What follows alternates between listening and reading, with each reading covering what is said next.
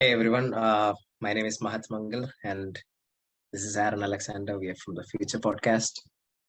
Uh, for new listeners, those who may not know us, so we thought we'll give a little bit of background about both of us.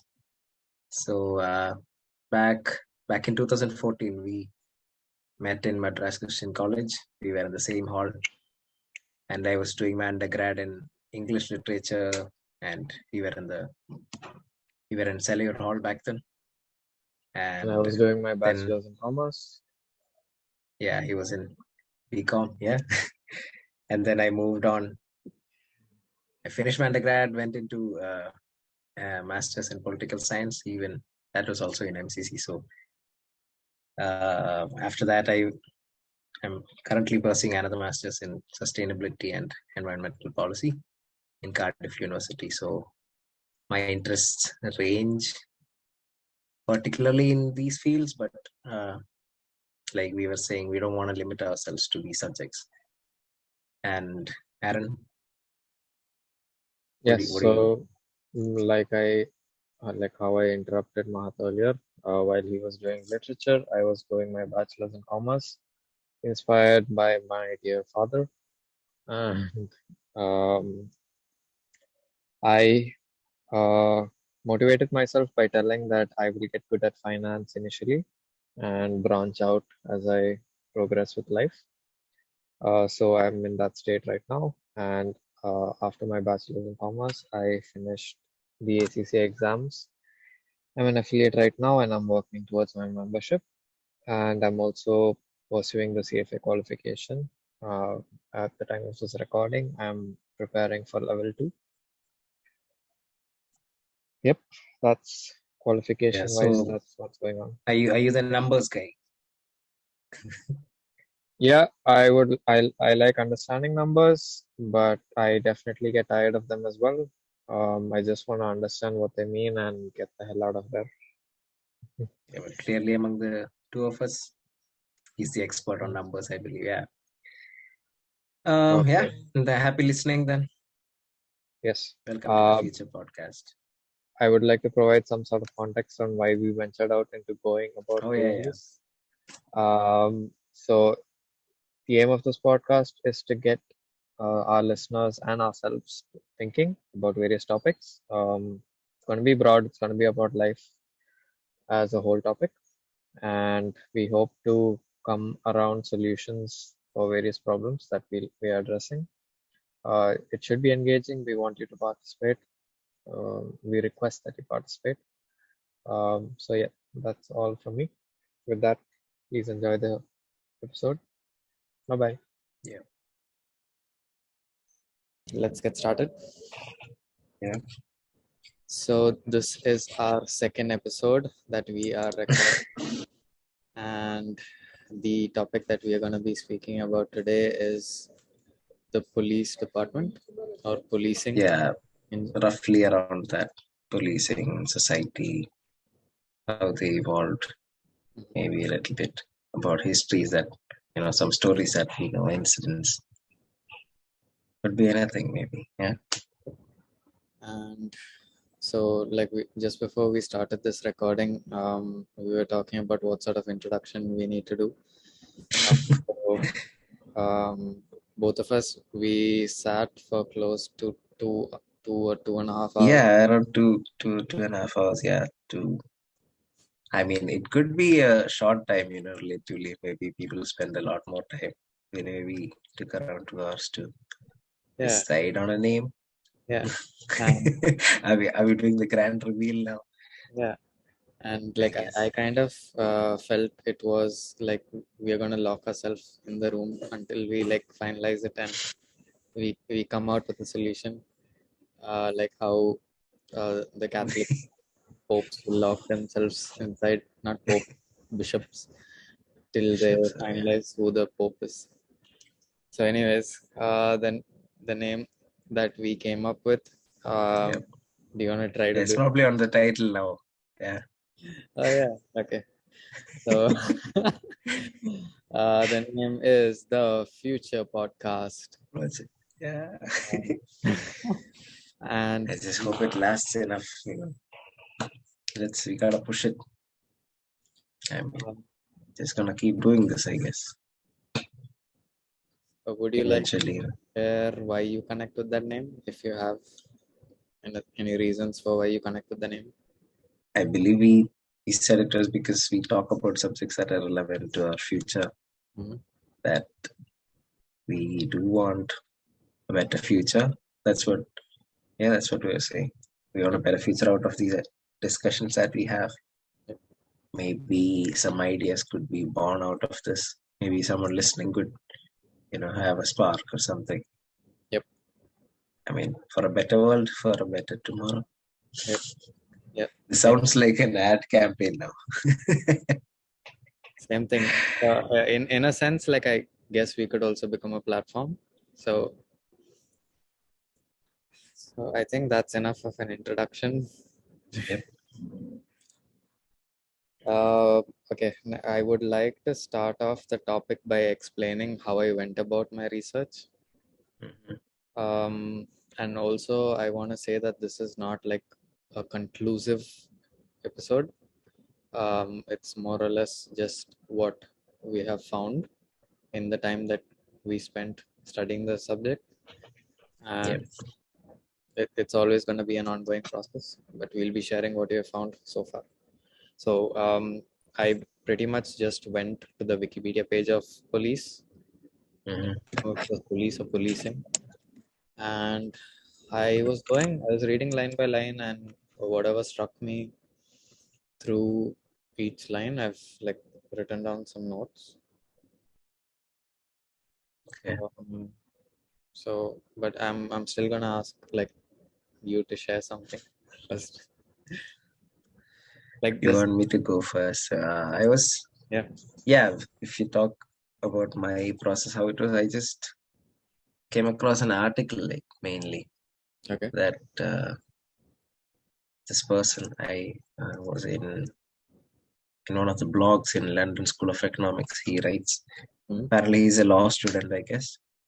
So he was talking about something called predictive policing. I hadn't come across that any time before. Okay.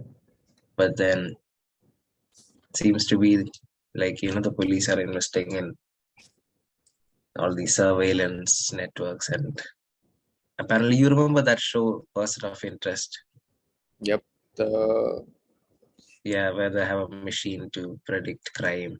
yes, exactly. Yeah, apparently that's a thing now. I mean, or it's about to be a thing, something close to that. So it's about how they can train AIs to monitor certain people and their actions Mm. and then predict. But there's also, like, he argues in this article that there is also evidence that it doesn't work. It's not really effective in predicting crime. That he talks about a survey where only 3 people out of 405 people predicted were actually, they were murdered or they got killed or something. So there is an evidence for the other side also. But then apparently police around the world, even in India, they're investing in all these systems where a lot of cameras are being installed in public places, and how discrimination is also part of this. That's what he was writing about. You know, how the police has a bias towards certain Mhm. castes in India. Mhm. Like we have the racial thing in the US or the rest of the world. Mhm. The caste system is the major problem in India. So apparently that's also getting played into the technology. So people are being wrongly targeted. So there are arguments like that going on around. Okay. So So that was surprising. I think like we don't have anything in place that protects us from biases. Like whenever these systems are being designed, like I think we should probably have a department or someone in charge of identifying biases and making sure that isn't baked into the system. How does this happen though? Like, how is this bias passed on to these artificial intelligence systems and all? I don't know, it seems like a really complicated thing. Mhm. That might come into practice. It's already in practice, but apparently. If someone is very dedicated enough to do it, I think like the only thing stopping it is a matter of time, because like artificial intelligence is like code, right? So it's like you keep refining the code, and that's how you eliminate biases. Like you keep sitting on it, analyzing Could your. be, but the people who are in power also has to be in favor of changing these biases, probably. You Yep, know, yep. what if they are not interested? So, So that kind of, I guess that kind of links to something that I wanted to talk about, mhm. which is um, the idea of privatizing the police. Okay. So when I was digging up that topic, I came across an article which was published in 1999. So Mhm. unfortunately, that was all I read, and I didn't find something more recent. But whatever was in that article was stating that the privatization of the police department is happening. But from what I understood, it's mostly the functional aspect of it. Like just to execute your activities, that portion has been privatized, like towing vehicles or doing patrols or stuff Yeah, like like small services within the police. that. But I have a question of why isn't the whole industry being privatized? I mean, definitely there have to be safeguards in place, uh, but I think that's there for any industry. Um, like again, that'll like promote innovation. That like people. I mean, if you're starting a venture in an industry, obviously you have to be competitive, and by default you are forced to come up with a better product. So that eliminates like the whole leaders who's in power and all of that. It's just competition. Competition in like police in that sector. Yep. So, but it's well, the Like, government would not be uh, yeah. so happy with giving away the power probably. Yep. That links into And it sounds like this movie plot, I guess. that. I mean, imagine a world like where it's all privatized, Mhm. like in the US maybe, where it's all getting things are people always complain things are getting more privatized. And I feel like India is also going that way with a lot of its public institutions being sold and you know after that argument that it will be better managed Mm. and there'll be growth. Okay. But police, they won't anyway. I mean, if they can change that they can change a lot of things uh, with the government. They don't like to change, anyway. Even government politicians, current system works. So I always tend to boil down to the single line in the end. I guess like people don't want to change mm, the governments. I'm fed up of the governments. yeah, but I that tend puts to a full stop. That puts a full stop, and then there's no more conversation to have, which obviously is not what we want. Um, but related to that point, so again, in my process, I was going through Wikipedia, and obviously, the first thing that they do is define it. So, what I've like picked out of the definition is that they are empowered by the state and they aim to enforce the law. Mhm. Uh, and something else that I wrote, it's like the what I've written is like use of force legitimized by the state. Like that's what they can do. So that gives me a picture that they're basically like the gundas of whoever is in power. So, wait. So I mean, imagine an alien life coming and somehow figuring out. I mean, I'm nah. Okay, I don't want to say this example. It sounds stupid when I think about it. Anyway, policing. I came across this definition that it came out of some Latin word again, of mm, course. Some politia, mm, polita, Polita, where it means the status of the state, status of the government, something like that. State of affairs like that. So apparently that's how they wanted the governments to follow certain rules. So the state of the affair, state of the city state or city state of the government. So they wanted to enforce, and so that's how the enforcement came. Policing. It's interesting, I guess. A lot of words are coming from it. Latin again. None of us know how to read Latin. That could have been a good language to read and study, probably. Okay, where do you want to go next? You tell.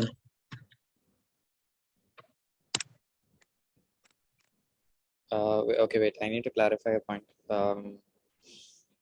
Were you saying that the police was initially, like, the idea behind it was to monitor those in power? To make sure that No, I think it was the other way. Okay. Wherein those in power created a police to... Yeah, they wanted control. So Makes sense. No matter how intellectual we get, at the end of the day, physical violence, brute force has its own effect. it's true. Yeah, so then again, when I was like reading the definition of how it's like created by the state, legitimized by the state, I just kind of like was visualizing a pie chart of sorts, not pie chart, like a pie chart, I guess. So this definition kind of like fit one piece of the puzzle, which is like the state. So I was like how is the state established? Mm-hmm. And so I mean, ideally, or the idea behind it in a democracy, or even otherwise, someone who is powerful, influential. I think no matter what form of government it is, maybe that's not correct, but the collective hands over the power to someone, and Mm-hmm. so we are telling them The that authority, yeah, the people gave the authority to the state. yep. And so we are telling them that okay, we trust you with what you're doing. Govern us properly. You can Like that. guide us, Mm-hmm. and then so those elected persons or the people who we delegate our responsibilities to, they, I don't know, is redelegate a correct word? Whatever, they give the responsibility. They govern it, but in reality, they rule over the rest of the people. Yes, they give that enforcement function to the police department. So yeah, I was just like, I guess, creating a mind map of like the system of the society that we have built, kind of. That's something that I did, and yeah, but I would still be for privatizing this. I'm definitely has to be like it's not like a free for all, and like people try to manipulate it and take advantage. That in itself is a problem which has to be like ironed out. But I think you're not gonna get the best ideas from a concentrated set. Like the broader your whatever market or idea pool, the better the final product. So yeah, I would. There are private security firms already, right? Yeah, but again, that, so yeah, like I guess this like area that I'm in, the security guards are outsourced. Even like the people who come and like refill the ATMs with cash, I believe that's Yeah. also like an outsourced function. But again, like what I'm trying to say is like the actual bulk of the policing, like the people who are The enforcing state what. police. Yep. But then who would be controlling it? Can you imagine a scenario where currently one of the major brands like owns a police force? What would they do with it though? Gucci. Imagine maybe, I don't know. Yeah. So I think like one criteria, or like if this happens, like when the agreement is being made, like it has to be baked in that like cooperation has to be there. Like you agree to um, follow the policies that are being set by the government. That's like a default. Uh, Again, like basically, I'm rooting for this so that we can have people come up with more creative and less violent policing strategies. Mhm. I believe that's the whole motivation behind why I stand privatizing. But how would a change of ownership translate to that though? Change of ownership. Like Uh, people, I Open mean, up the does market. it mean that people are gonna act more uh, It civilized, more gentle in if they are employed by a private player? What will ensure that they remain gentle and they follow the rules? They themselves, I mean the cops.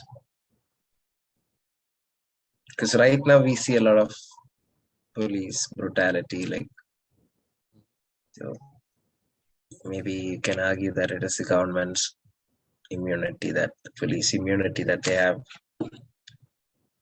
Would they not have such an immunity in private circumstance? so What do you think? I don't think something very complicated is necessary to solve that. I believe the solution for that is um, it's linked to the education sector, which is like you need to instill the right values into people. Mhm. This can obviously go That the wrong way and become a propaganda machine. that's a very wide thing, though. but Value basically, systems. like um, it seems like too much to ask for, but everyone should have like an inbuilt ethics system. It might not always Wait, be the case. if a person like hijacks the government, if a dictator, Mhm. if there's a dictator and he trains the police, If then he it has become a private police. It has become a private police, right? Because he instills his values in the. He's a dictator. He owns it. He owns the. I mean, there is immunity and all that, but then still part of the government under the dictator. I think Nazi that, police, maybe. I think that's a, Hitler, did he do that? Yeah, Hitler, Hitler's. I guess. You could say he had a private army. But dude, I would say that's another topic, because that in for that topic we have to address like how do we prevent such people from getting to a position where they can grab power. So I think that's a separate topic. Yeah. In like my scenario, there's a government, but they do allow the execution of the policies, Mhm. allow them to have more power. Yeah, but being more creative with the execution. Yeah. Yeah. Um, Also, I was reading about, not reading, I have been thinking about how uh, India, we have this police, mm, and each state has their own police, and mm, how people find, how people automatically bow down to the police, like how that's still, that British legacy is still there. Like the British made this service to keep Indians in line, and they haven't reformed much out of that. mm. the behavior. So the police back in India doesn't understand that their duty is to serve the people, that the people basically pay their salaries. And I remember during COVID times there were videos surfacing like how the cops are beating people and sending them inside homes. And it was very it got very famous because of there were memes made. It was funny. There's people are trying to. I mean, it was even looking funny to us. We were laughing about it. Whereas it's not something that's really funny. I Like think that again boils down to poor leadership. Mhm.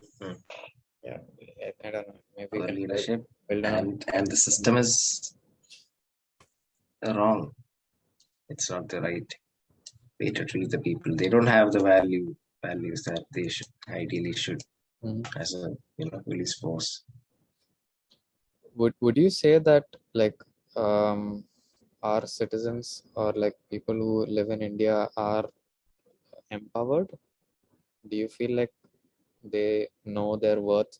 They know like they are like the integral, the foundation level of like literally everything in the country. Like, do you think like citizens understand that? I think citizens across the world, people don't really think about all this. I feel Mhm. people just go about their daily lives. You wake up, get to work, Mhm. get the money, feed the family, Which, and we are just.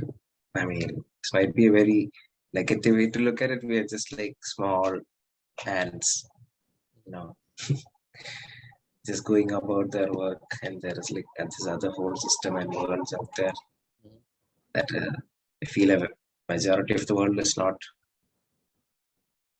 privy to. So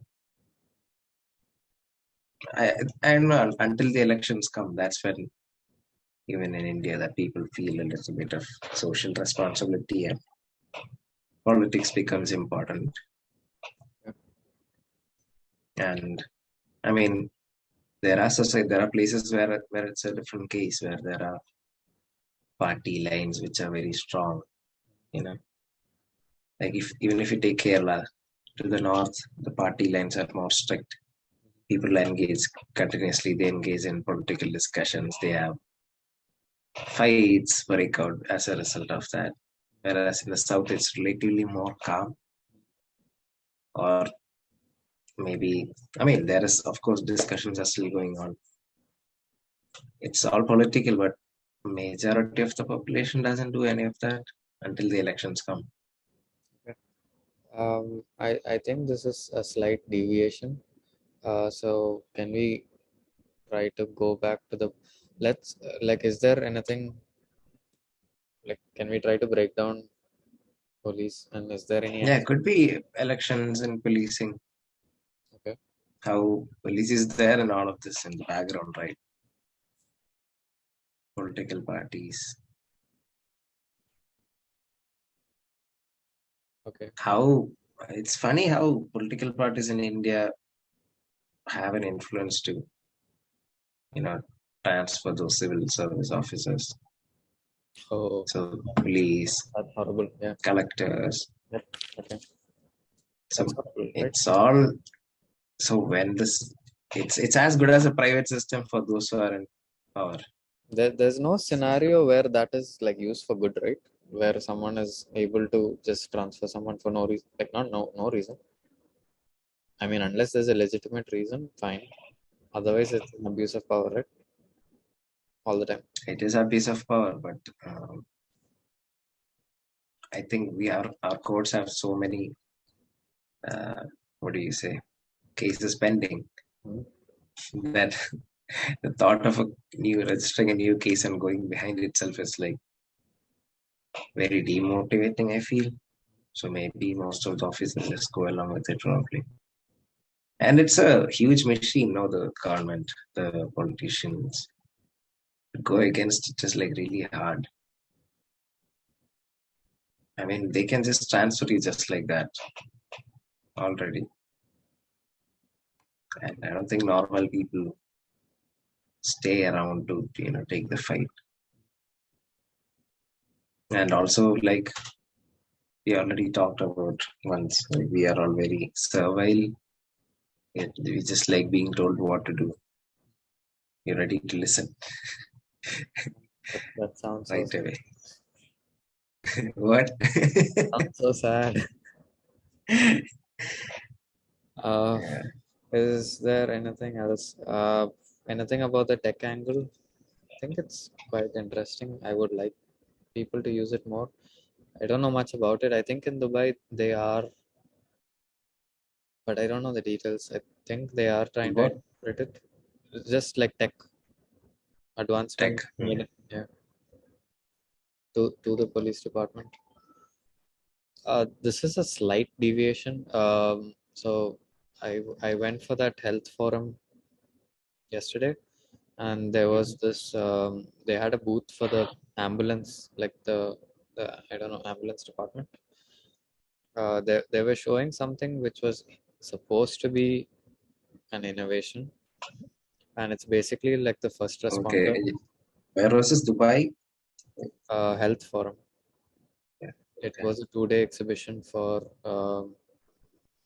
the health industry, for health professionals.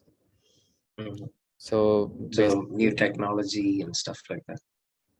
yeah, Is it just robotics, or could uh, be any? they had software. Like for example, I was approached by a lady who works for like hospital management systems.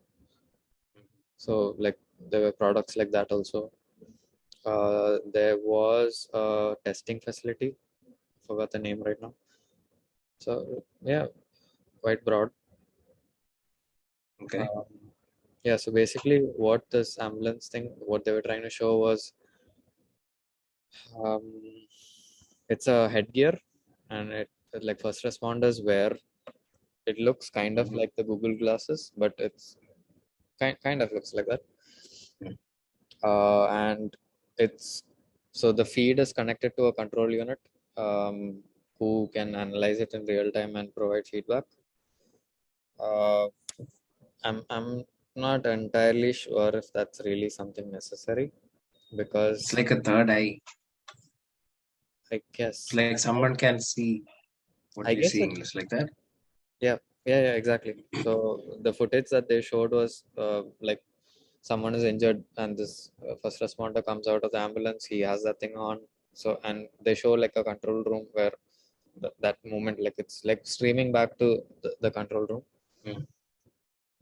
So I guess the value that adds is like it provides an additional layer of expertise. I think maybe it allows for some extreme cases to be resolved instead of it taking more time. Or yeah, okay. So I think that is Mm. useful. Yeah, cool. Could also be legal support, I guess. Like, Oh, there's a witness always present. yep, yep, What did the yep. for the paramedics case? No more he said, who said, what he said, she said. Could be, but yeah, Uh, interesting. anyways, I think we have squeezed Yep. this topic for the time being. Yeah, yeah. Is there anything that we should focus on for the same topic, like for a future episode, like a follow-up related to policing? I mean, we could look at maybe technology and future Okay. future of policing. Okay. So, So and how does that sound? I think I would like to deep dive into the privatization and the tech angle, like just to see how viable it actually is, and maybe like I can work out some details and we could discuss that. Yep. Why not? Yeah. Cool. So, signing off. Are we signing off? So, yep. Do Thanks for remember. watching. Thanks for listening. Yep. Yeah. Uh, I, I, I mean, obviously, we're going to keep going, and we're gonna streamline it. It's gonna get. I think this was engaging, interesting. I hope it was for you. Yep. The third one in the room. You creep.